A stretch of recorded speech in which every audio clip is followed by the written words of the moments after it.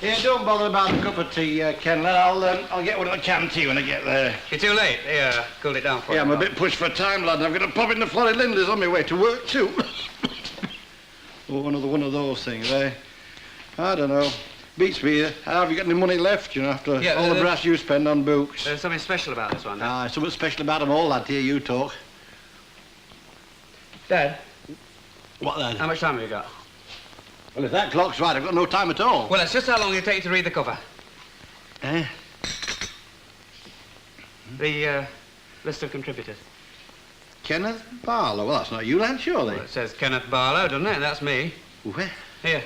Here's a cheque to prove it. Well, I'm blowed. Because you would show me this, wouldn't you, when I've got no time to spare? Here. I say, can I take you with me and have a look at it? Well, I haven't read the article myself yet. Not in print, anyway. Hey, I say, an article, eh? An half-a-crown book. Well, now, look, don't go lending it to anybody, will you? I want to have a look at that when I get home. Don't you worry, Dad. It'll be here when you get back. Better be. By gum, lad, I wish your mother could see that. She'd be proud of you. Ta-ra, lad. Bye-bye.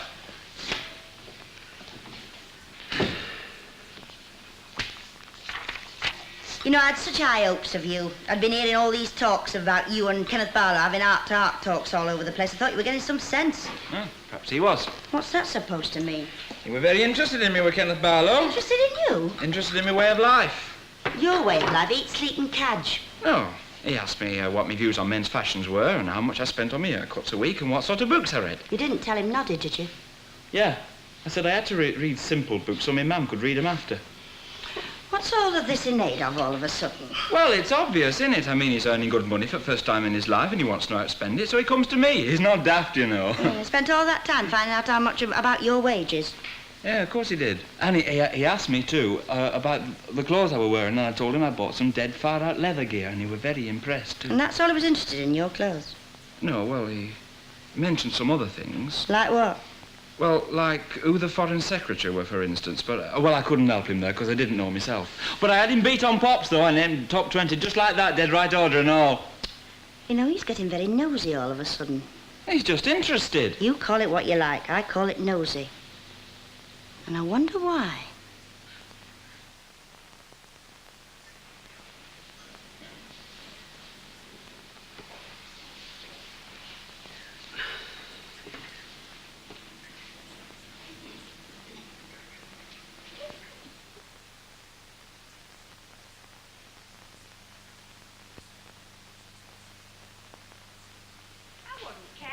But she went right through that shopping spell at Christmas and New Year without any trouble at all. Then blow me if she doesn't go and get flooded out yesterday. Our houses are very peculiar. It's not the houses, it's the folk in them. But what are you going on about? You were frozen out and all. Ah, no, but I did get mine thawed out proper. Hey, I'll be one and a penny. I told you what would happen if you got an amateur in to do the job. Just fancy getting Dennis Tanner in to thaw you out. Are you dried out now? Well, more or less. The carpets are still very soggy. Soggy? They were floating. I bet there's £20 worth of damage done in that house if there was a panic. Well, why don't you talk to your clubman? You may be insured. Oh, she won't be. You have to have a special policy for burst pipes. I know, because I went through it with my fella. Of course, I'm covered. You want to play Hamlet with Dennis Tanner. Happen he'll cough up something.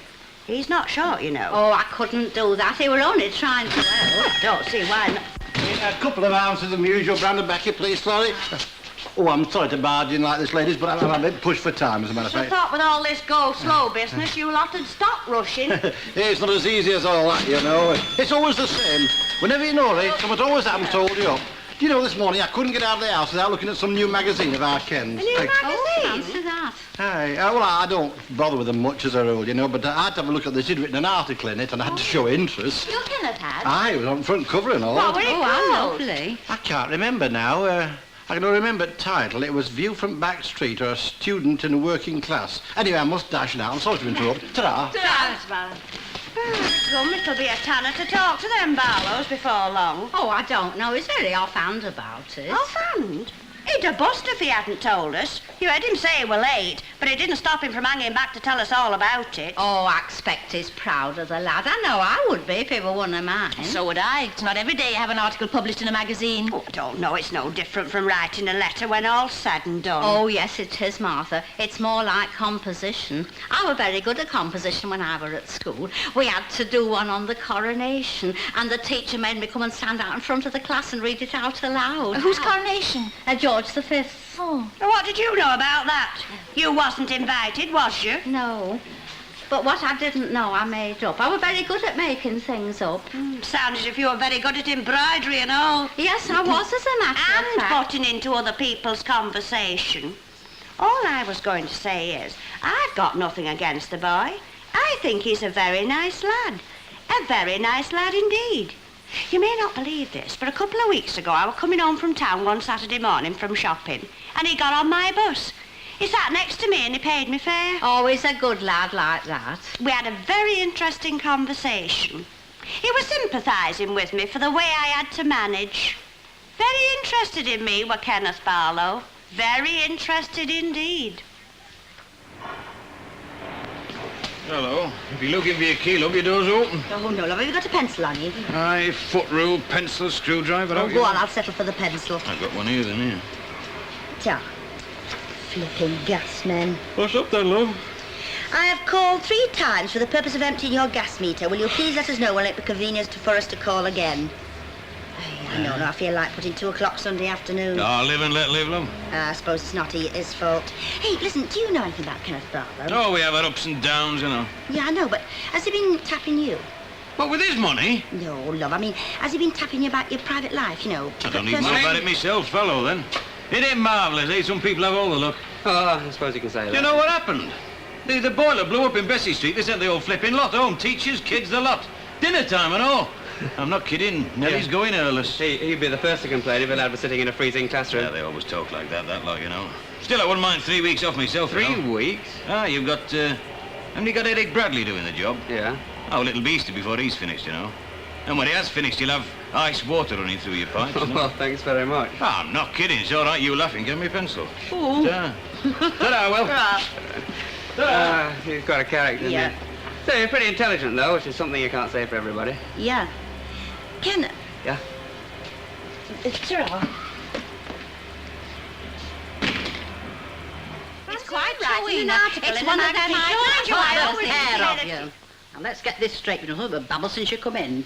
You, what's he supposed to have done? Well, we've been telling you, Ina, he's written an article in a magazine. Right, what about? The student working in the class. I expect it's all about teaching. Very techers like it. We're called the student and the working class. I remember it distinctly. Oh, well, that's not what I heard. Well, you heard it wrong then. It's what I say, Ina. It was called the student and the working class. Well, Oh, I suppose it could have been. right, back to you. What's it about? Oh, I don't know. Nobody's read it yet. I see. And what's this magazine called? Oh, Mr. Barlow didn't say. It did say it's a new one, though. So that's it. Kenneth Barlow's written nobody knows what in a magazine nobody knows the name of. That's a fine story to come home with, isn't it? Well, we just thought you'd like to know. Yes, we thought you'd be interested. Interested? I suppose you think it's interested those blooming cats of yours who wave a bottle of milk in front of their noses. The student and the working class, eh? Hey, what was that you were talking about coming home on the bus with him? Oh, you mean when he paid me fare? Oh, I trust you to remember that. Did he say what else that you remember? Oh, yes, I remember every word of the conversation. He were talking about that, their fallout. That what? Oh, don't set her off again. You know, that their radio... Radioactivity? Ah, that's right, radioactivity. Of course, I told him I didn't care about it one way or t'other. After all, it's got naught to do with us, has it? Mind you, you're very ignorant on some things.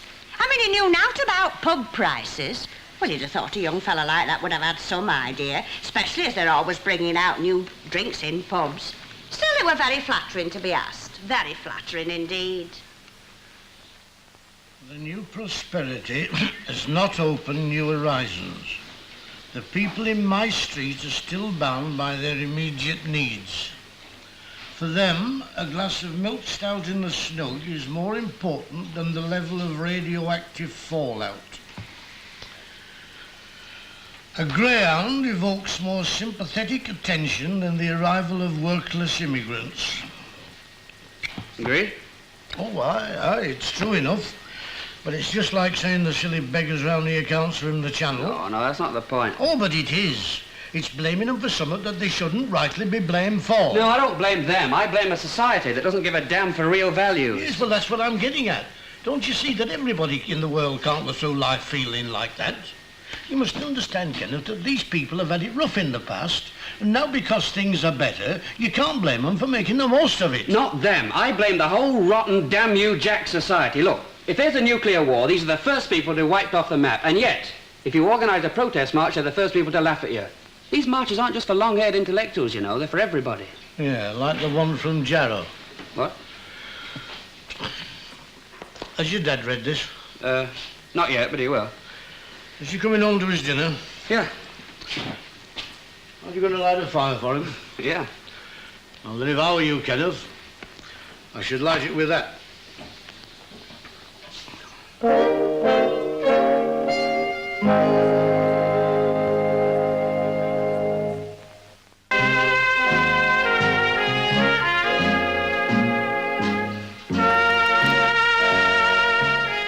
Conceptors told us, according to her, Frank Barlow were full of it. Aye. I can't say I blame him, mind you. It's not every lad that can turn his hand to that sort of thing. Can't see our Billy doing it. Can't see our Billy doing what? Getting himself into print. I should hope not, indeed. Nay, Annie, I'm not talking about Sunday papers. We're on about Kenneth Barlow and that article of his. Oh, yes, that's very interesting, isn't it? What's it about exactly, Mr. Tatlock? Well, I don't rightly know. Oh, well, I thought with you being a particular friend of theirs, you might have read it. Well, I just sort of skimmed through it, you know. I see, love, yes. What was it Conceptor said, love? The student in the working class? Ah, that's right. Oh, well, we needn't worry then. There isn't anything about us in here, is there? Hey, how about me? I'm thinking of you, love. I'm including you. Oh. Well, don't just sit there. Say something. What are we going to do this afternoon? Well, there's a matinee on at the Olympic. No reduction for old age pensioners, though. What's on? Then, Oh, we're not going to see that. We'd have to take us tea. Oh, I saw Raymond Navarro in that. He were lovely. So? Raymond Navarro, he were Ben-Hur. Oh, I should have thought you were too old to go to pictures when he were on. Oh, no, Ena, I was in my prime round about then. Hear that? She had a prime. Hey, Rip Van Winkle, what do you think you're doing? well, I was thinking that's what you told us to do, isn't it? Well, I'm hoping. There's an exhibition on in town. What about? Oh, I tore this out of the evening paper.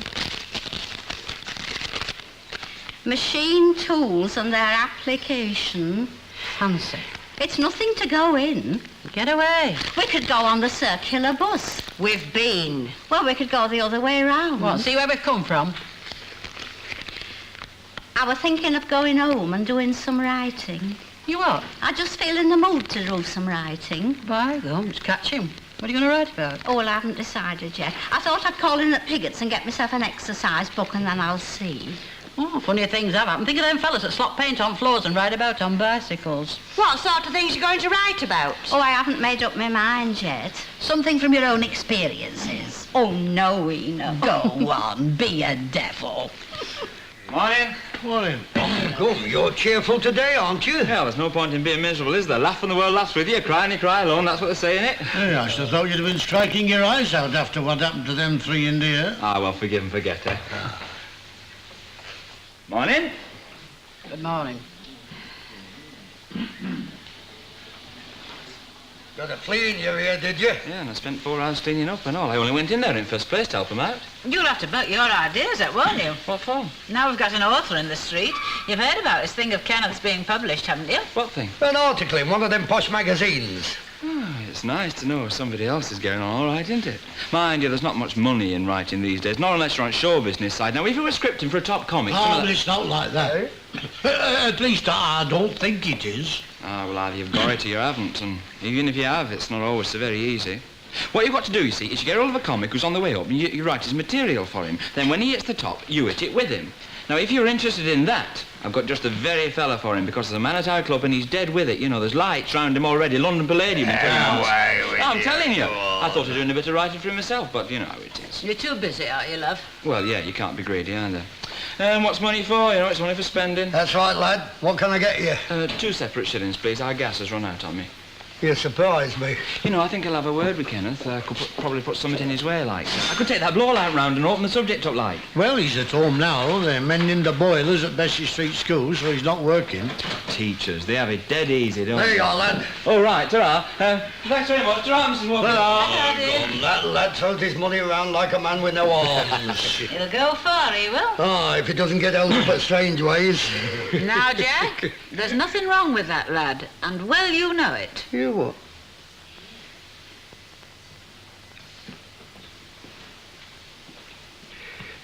Perhaps I shouldn't have looked at her like that. No, but if you don't mind me saying so, Jack, she's getting over it all right. And she's looking a heck of a sight better for it and all. Not before time either. We've had a pretty rough passage round here during the past 2 months, I can tell you. Thank heavens for a bit of peace and quiet. Aye.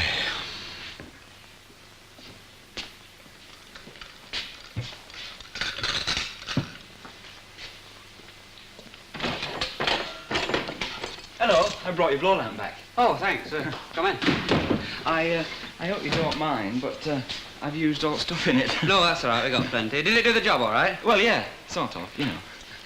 I hear you've been doing a bit of writing then. Yeah, a bit. Oh, all right, Ed. Did they pay you? Yes, it is. As a matter of fact, I got 25 guineas. 25 guineas. Oh, not bad, eh?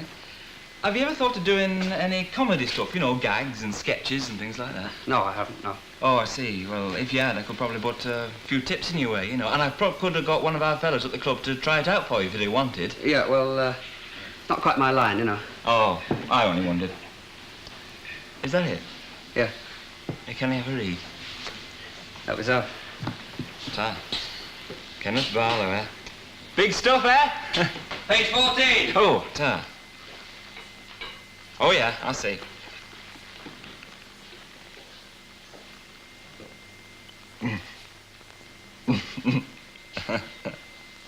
Hey, you're dead on the ball here. Some blokes are just like this. Hey, dig this. The younger element in these areas worships mainly at 3 altars, those of sex, sharp clothes, and the inevitable top of the pops. You must know Rocky Doherty. No. Go on, you're kidding. No, I don't think I know him. Go on, you must do, mate. This is him to a T.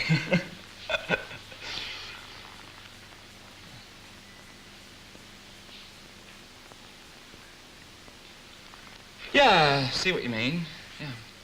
Well, there's a lot of these sick comics floating around nowadays, you know, and they're always after them dead far-out jokes about hydrogen bombs and all that sort of stuff. Ta! I bet you do know Rocky Doherty. No, Go on, have another before you go, Albert. There's no danger about it. Get away with you, mate. It's running tonight. Gum, they're never out of this place, these two. Oh, we've only come in for a warm. Look, it's running tonight. Now put a pint on it. Now what are you betting on? Well, you know Arthur Phillips, don't you? You mean butcher? Aye, well, he's got himself a dog, and this lad's cracking on here, and he's running it tonight. I'm not cracking on at all, and there's the money for a pint. Look. Look, I wouldn't take your money. That dog's now at 9 months old. I don't care if it's still on a dummy. I tell you, it's coming out of the traps tonight. Yeah, the way you've been reading sugar bads, lad. Pint and a half, please, Pint and a Jack. half. He's too weak in the head for a pint. You'll this soon lad. change your tune, you will, you know. Hey, I don't know, what with the fastest thing on 4 legs at number 7 and George Bernard Shaw at number 3, they'll be putting the rents up in this street, won't they? Hey, did you come past the paper shop on the way? Yeah. Have they got any midday editions in your I don't office? know. Why? What do you want a midday paper for? Well, I'm thirsty, you see, and I've also got a pint, and it's a draw me one. Keep him there for a couple of seconds. I won't be long. All right. There you are. Oh, I'll just sit here. Hot pie and chips. Smashing, lad. By God, this is better than the canteen, this is. You know what, Ken? Your boiler can go bust any time it likes. Here, watch it. We're supposed to teach those kids something every now and then. Hey, I say, Ken, how come that you write that article? I mean, how did they pick on you, lad? Oh, it's through the university. The editor wanted a group of articles on what young people thought of Great Britain. You know, university types. And when they asked our university, MacDonald suggested me. Oh, him. He's the one who you was always on about. Oh, we're never very friendly. Perhaps he thought I was going to make a mess of it. Well, it can't have been all that bad, can it, lad? Otherwise they wouldn't have printed it, would they? No. By God, that's a bit hot, lad. Whew. I tell you what, here, can I have a look at your article while I'm letting this cool off a bit? Yeah, you like? Ta.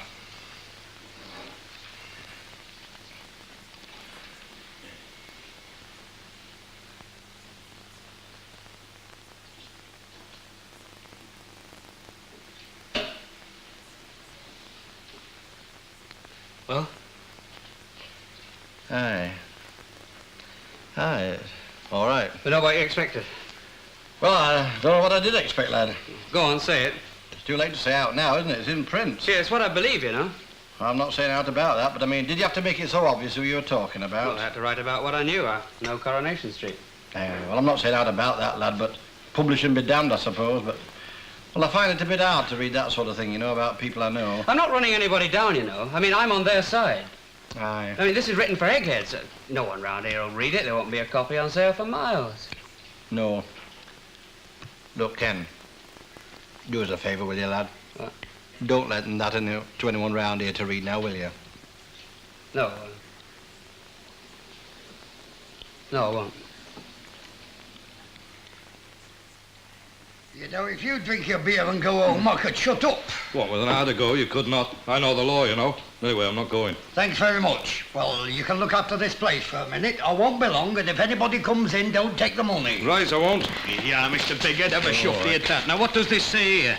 Cornflake and 823, does it or does it not? There you are. You must be daft. Ah, well, that's not what we were betting about, is it? I don't remember making a bet about that. Eh? Oh, you can afford it anyway. Hey, must be daft. Look at the opposition he's got there, mate. Yeah. Hey, hang on a sec. Hey, get a load of this. What? Kenneth Barlow, 25-year-old local schoolmaster of Coronation Street, struck out at his neighbours in a scathing 2,000-word attack in the new left-wing magazine Survival. Today, writing in the 4th issue, Mr. Barlow is a Bachelor of Arts and lives at number 3 Coronation Hey, Street. let's get jacking, eh? Hey, no. Let's keep out of this, mate. You don't need to push news like this. It'll be in all the evening editions as well, you know. By gum, so it will. Well, Ken survived his literary debut, just, but his frustration with life and his fellow residents were to resurface again and again over the years. Coming up after the break, his increasing dissatisfaction drives his first wife, Val, to make a move she never dreamt she'd contemplate. And neither, I'm sure, did he.